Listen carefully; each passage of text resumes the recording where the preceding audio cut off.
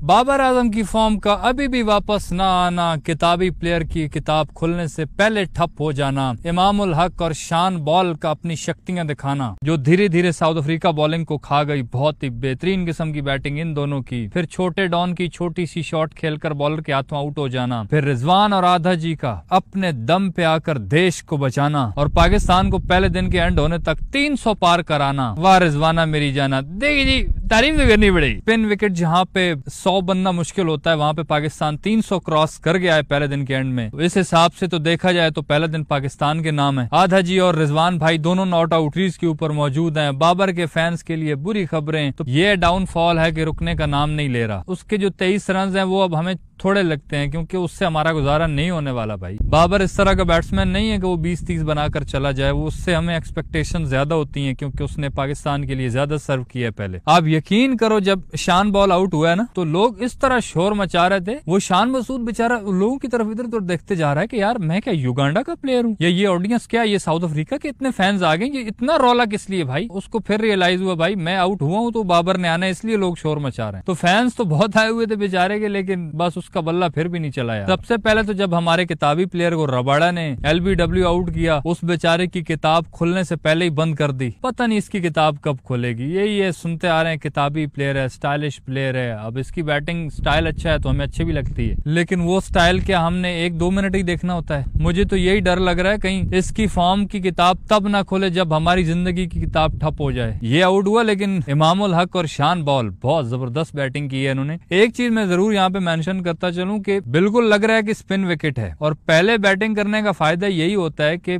शुरू में स्पिन थोड़ी सी कम होती है। जैसे ही अब ये विकेट होगा ना थोड़ा पुराना, अब तीसरा दिन, चौथा, पांचवा, फिर भाई खड्डे पड़ जाएंगे, स्पिन बहुत होगी बॉल। तो यही पाकिस्तान को करना चाहिए। तो जिन्होंने किया है कि शुरू में रन बना लो, बाद में बहुत मुश्किल हो जाना है। इमाम उल हक ने जो इंग्लैंड में जाके काउंटी में अपनी जो उसने परफॉर्मेंसेस दी है उसी को कंटिन्यू किया, उसने बहुत अच्छा खेला। वो अनफॉर्चुनेटली बेचारे के साथ बुरा हुआ यार, 93 पे आउट हुआ, बहुत दुख लगा यार। रोक रहा था लेकिन वो साइड पे, लेग साइड पे जो बिल्कुल पास फील्डर खड़ा होता है, जैसे शैतान सर पे नाच रहा था उसी तरह उसने पकड़ लिया कैच। 93 इसने किए 153 बॉलों पर, 7 चौके इसने लगाए, 1 छक्का लगाया। अब्दुल्ला शफीक 3 बॉलों पे 2 रन। शान मसूद 76 रन इसने किए 147 बॉलों पर, 9 चौके और 1 छक्का। शान बॉल की भी फॉर्म चलो वापस आई है, शुक्र है। कुछ तो अब ये बोलेगा ना, अब तो कॉन्फिडेंस से बोलेगा उधर फील्डिंग पे खड़ा हो जाओ, वरना पहले ऐसा होता था कि ये बेचारे की खुद फॉर्म थी नहीं, पाकिस्तान भी हारता था, ये फील्डर्स को किस मुंह से बोलता। थोड़ा सा ये होता है भाई, जब खुद की फॉर्म होती है फिर टीम वाले भी थोड़ी बहुत बात सुनते हैं। जब खुद की फॉर्म ना टीम वाले बोलेंगे हमें क्या बोलेगा, पहले खुद को तो समझा तू। फिर बाबर आजम 48 बॉलों पर 23 रन। इसको शुरू में आते ही इसके साथ ड्रामा हुआ। पहले इसकी एज नहीं हुई, पीछे का एच हुआ तो अंपायर ने आउट दे दिया, इसने रिव्यू लिया, बच गया। फिर उसी ओवर में वो स्पिनर है उनका लेफ्टी, पता नहीं मुत्थुस्वामी के कौन है वो, चिन्नास्वामी मुत्थुस्वामी वेणुगोपाल यार, पता नहीं उसका कोई है जो भी है। फिर उसी ओवर में उसने इसकी इनसाइड आई लगवाई लेकिन वो कीपर ने कैच नहीं पकड़ा, चौका हो गया। तो बाबर को शुरू में चांस मिला लेकिन बिलाखिर 23 रन पे फिर एक और लेफ्ट आर्म स्पिनर है उसके हाथों आउट हो गया। ये तो चलो आउट हुआ ही हुआ, लेकिन जब एक ही ओवर में 2 आउट हुए ना, एक इमाम उल हक और एक वो हमारा छोटा डॉन, इन दोनों को मुत्थुस्वामी ने आउट किया। छोटा डॉन तो बेचारा पहली बॉल पे सीधा हाथ में कैच। मैंने कहा यार ये तो बुजुर्गों की परंपरा शुरू हो गई है, ये फिर टीम निमटने वाली है सारी की सारी, इसका मतलब अब वो लाइनें लगना शुरू हो गई हैं। लेकिन शुक्र है कि रिजवान और आदा जी ने आके फिर काफी हेल्प की है। हालांकि रिजवान का भी एक पीछे स्लिप में कैच हुआ लेकिन थोड़ा सा आगे गिरा था इसलिए बच गया। तो चांसेस वगैरह तो मिलते रहे, लेकिन फिर भी स्कोर मेरे हिसाब से तो ठीक बना दिया उन्होंने। 313 पे जो 5 आउट है ना, दोनों बैट्समैन यही खड़े हैं। रिजवान 107 बॉलों पर 62 रन, 2 चौके और 2 छक्के लगाए रिजवान ने।